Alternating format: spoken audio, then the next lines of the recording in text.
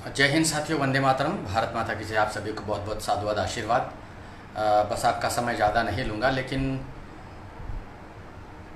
अभी मेरे पास हमारे प्रिय साथी बजरंग दल दिल्ली से प्रमुख और मेरे अंगद मित्र, अंगद शिष्य और मेरे धर्मपुत्र, मेरे धर्म बंधु दीपक भाई, इनका मेरे पास अभी कॉल आया था और वो बहुत निराश थे और दुखी थे। और दुख का कारण यही था कि उनके पास मैसेज आए हरिद्वार से, अयोध्या से, बहुत सारे साधुओं का कॉल भी आए उनके पास। मेरा मोबाइल साइलेंट था, इसलिए मेरी किसी से वार्ता नहीं हो पाई।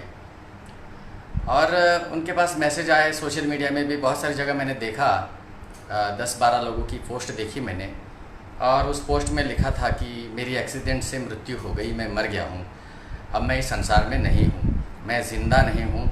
इस प्रकार से किसी ने खबरें फैलाई थी। अब जिन्होंने भी खबरें फैलाई उनको भी मेरा दिल से बहुत बहुत आशीर्वाद है। ऐसा कुछ नहीं है, अभी मैं फ़िलहाल ज़िंदा हूँ और आपके साथ बात कर रहा हूँ, और इसीलिए मैं लाइव आपके साथ इस विषय पर बात रखने के लिए आया कि ऐसी खबरों पर विश्वास न करिएगा। कुछ जो अतिशय प्यार करते हैं ना मुझे, उनको हार्ट अटैक भी आ सकता है, ये याद रखना। अतिशय जो प्रेम करते हैं, बहुत सारे हो सकते हैं ऐसे, लेकिन जीवन और मृत्यु तो किसी के हाथ में नहीं है। परमात्मा के पास एक बार जीवन जब मिला है तो जाना ही है, और वो महाकाल और महावीर तय करेंगे मृत्यु के बारे में। हम लोग निर्णय नहीं ले सकते, या फिर कोई मुझे हानि नहीं पहुंचा सकता। अगर मेरी मृत्यु किसी कारणों से है तो ईश्वर उसे रोक नहीं सकते। मुझको ईश्वर की सत्ता पर बहुत विश्वास है, लेकिन पता नहीं ये किसने ये अफवाह फैलाई। और बहुत सारे ग्रुपों में भी ये मैसेज आया, व्हाट्सएप के ग्रुपों में भी मैंने देखा। मैं जिन ग्रुपों में हूँ मुझे आश्चर्य लगा, मैं ही जिंदा हूँ, मेरी मृत्यु की खबर मैं खुद ही पढ़ रहा हूँ। मौत की खबर देने वाले की ना रावत साहब ऐसा भी नहीं बोलते, पता नहीं बेचारे हैं, सुनी सुनाई बातें, लोग बहुत सारी बातें फैलाते रहते हैं। ऐसा दूसरी बार हुआ मेरे जीवन में। आज से 2 साल पहले भी मेरे बारे में ये खबर फैलाई थी कि मुझे 20 गोलियाँ लगी है और 20 गोलियाँ लगने से मेरी मृत्यु हो गई है। इस प्रकार से किसी ने खबर फैलाई थी आज से 2-2.5 साल पहले। और उस समय पुलिस और बहुत सारे लोग जंगलों में, मैं उस समय था, सारे के सारे जंगल में मुझे ढूंढने के लिए आए और मैं मिल गया, जिंदा हूँ मैं। तो साथियों, किसी प्रकार से किसी बातों पर ध्यान नहीं देना। मैं केवल और केवल यही बताने आया था कि मैं जिंदा हूँ, मरा नहीं हूँ अभी तक। हिंदू राष्ट्र बनते हुए देखना है मुझे। मेरी इच्छा है कि इस हिंदुस्तान, एकमात्र इच्छा है, एकमात्र इच्छा। इतने जीवन में मैंने किसी प्रकार की कोई इच्छा, धारणा, अपेक्षा नहीं रखी है। बहुत सारे लोग मुझे प्रेम करते हैं, कुछ लोग मुझसे घृणा भी करते हैं। पता नहीं, हर व्यक्ति की व्यक्ति रेखा अलग होती है। कोई कलश स्थापना का भी, ये उटपटांग सवाल नहीं पूछे, कलश स्थापना जैसी बातें मैं नहीं मानता। कलश स्थापना जैसा शब्द जैन शास्त्र में, जैन आगम में नहीं है। और जो इस प्रकार से उटपटांग हरकतें करते हैं उनके पास में पूछो, ये फालतू सवाल यहाँ नहीं करें, ठीक है।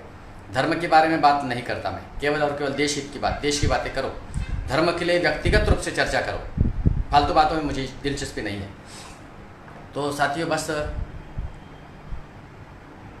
अपूर्व जी, तो जितने साथी इस समय मुझे देख रहे हैं उन सभी को बहुत बहुत धन्यवाद। जहाँ पर भी ये पोस्ट आपको नजर आए, अबे मोनू सोनी पागल हो क्या, कलश स्थापना कब है, कलश स्थापना कब है, कलश स्थापना कब है, एक ही कमेंट, दूसरी कमेंट दिखती नहीं क्या तुम्हें? मैंने कहा ना कि इन फालतू बातों में दिलचस्पी नहीं है मुझे। कलश स्थापना जैसा शब्द जैन आगम में कहीं पर भी नहीं है।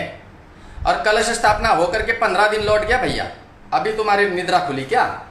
तो इस प्रकार से उटपटांगा हर सवाल नहीं करना। सूर्य सागर नाम है मेरा, जल्दी गुस्सा आ जाता है मुझे, इसलिए वही सवाल करो जो योग्य है। कौन सा मुद्दा चल रहा है, उस मुद्दे को लेकर के बात करनी चाहिए। जय हिंद साथियों, बस इतना याद रखिएगा। ये जिन्होंने इस प्रकार से अफवाहें फैलाई है, अब उनका पर्पस क्या है ये वही जानते हैं। लेकिन बुमराह ने छक्का मारा, अभी देख रहा था मैं, देखिए